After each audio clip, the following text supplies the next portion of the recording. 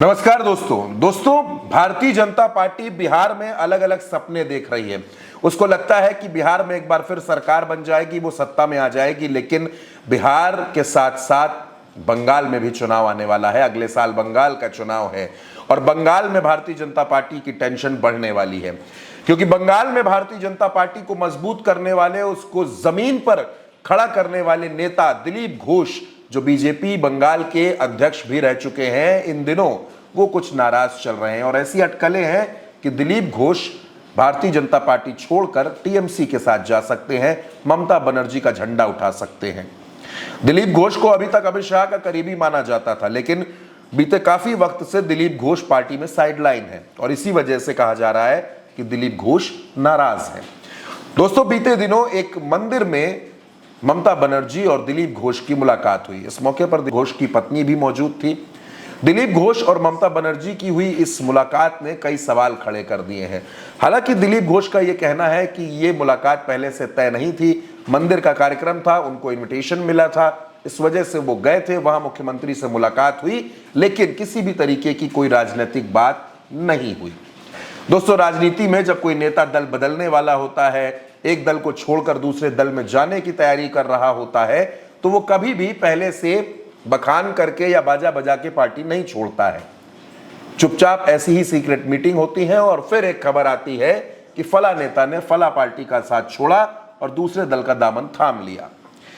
दिलीप घोष को ऐसा लगता है कि भारतीय जनता पार्टी में शुभेंदु अधिकारी, सुकांत मजूमदार, ये जो लीडरशिप बंगाल में भारतीय जनता पार्टी ने डेवलप कर दी है, इसके आ जाने के बाद से उनकी जो जरूरत थी वो कम हो गई है और उनका सम्मान भी कम हुआ है। दिलीप घोष वो नेता हैं जिन्होंने बंगाल में भारतीय जनता पार्टी को खड़ा किया है, उसके संगठन को मजबूत किया है, जिलों का दौरा किया है, बूथ स्तर पर जाकर पार्टी को मजबूत किया है।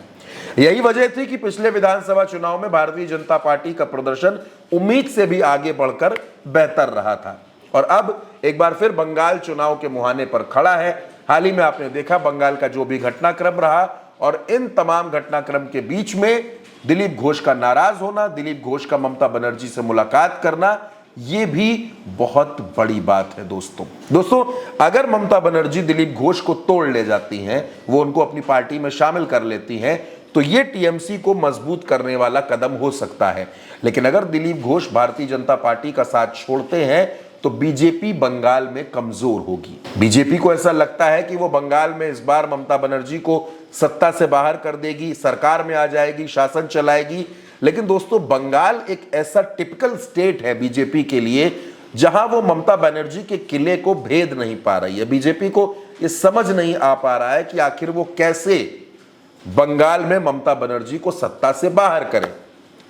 ये जाहिर सी बात है कि जब चुनाव आएगा तो टीएमसी के कुछ नेता बीजेपी में आएंगे, बीजेपी के कुछ नेता टीएमसी में जाएंगे, कुछ कांग्रेस के इधर उधर होंगे, कुछ लेफ्ट के पार्टीज के नेता इधर उधर होंगे। ये चुनाव के समय होता है, लेकिन अभी चुनाव में मोटे तौर पर अगर आप देखें तो 10 महीनों का वक्त बाकी है और ऐसे में अगर दिलीप घोष जैसा बड़े कद का नेता, संगठन का नेता, जो संगठन को समझता है, बूथ स्तर की राजनीति करता रहा है, अगर वो बीजेपी का साथ छोड़ देता है तो फिर मोदी और शाह की जोड़ी और आरएसएस की पूरी प्लानिंग भी दिलीप घोष के जाने से हुए नुकसान की भरपाई नहीं कर पाएगी और दिलीप घोष ममता बनर्जी के लिए एक मास्टर कार्ड साबित हो सकते हैं। दिलीप घोष को पार्टी में जो मिलना चाहिए वो मिला या नहीं मिला, ये पार्टी तय करेगी या दिलीप घोष देखेंगे। लेकिन दिलीप घोष की बढ़ती नाराजगी भारतीय जनता पार्टी के लिए खतरे की बात जरूर है। दोस्तों, बंगाल में भारतीय जनता पार्टी का जनाधार वैसे भी कमजोर है, लोकसभा चुनाव में भी हमने देखा। लेकिन अगर दिलीप घोष जैसे नेता पार्टी का साथ छोड़ते हैं तो ये किसी झटके से कम नहीं होगा। दोस्तों, इस खबर पर दोस्तों आपकी जो भी राय हो, अपनी राय हमें कमेंट बॉक्स में जरूर बताइएगा और उल्टा चश्मा यूसी को सब्सक्राइब करना बिल्कुल मत भूलिएगा। नमस्कार।